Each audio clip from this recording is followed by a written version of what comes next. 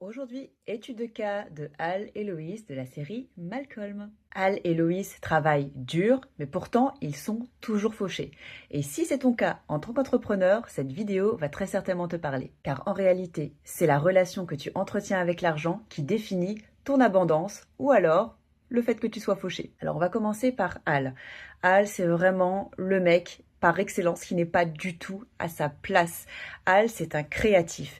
Il s'épanouit dans le fait d'être dans la création. On l'a bien vu lorsqu'il a entamé une carrière de coiffeur qui s'est arrêtée très vite d'ailleurs, mais Hal se sent constamment humilié à son travail random. Il se sent sous-payé et a toujours l'impression de ne pas être considéré à sa juste valeur. Alors, il n'est pas du tout dans un mood d'excellence pour pouvoir gravir les échelons. Au contraire, il fait le strict minimum parce qu'il déteste son taf. Et encore une fois, c'est juste parce qu'il n'est pas du tout à sa place. Hal, c'est un créatif. Et il aurait mieux fait d'être dans cette place créative, de continuer son taf de coiffeur par exemple, pour pouvoir avoir justement les revenus qu'il mérite par rapport à son art et par rapport à son talent. Il ne faut pas oublier qu'il vient aussi d'une famille riche. Mais son père l'a considéré toute sa vie comme un enfant qui n'était pas capable de prendre des décisions d'adulte. Et donc l'argent vient un petit peu comme lien de tout ça.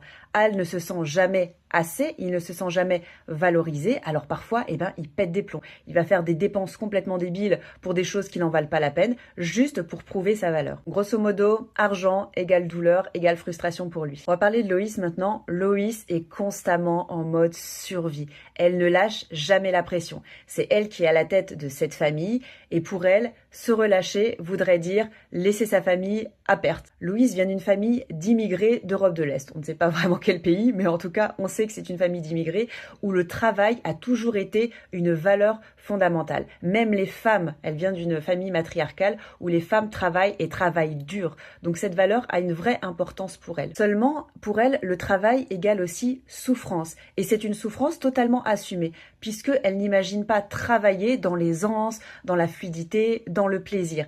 Travail égale souffrance. Et donc, même quand il y a une amélioration financière qui est en vue, elle anticipe toujours le pire. Et elle n'imagine absolument pas être dans une véritable aisance financière parce que pour elle, c'est complètement inconnu et ce serait un peu comme briser ses loyautés familiales qui sont complètement inconscientes.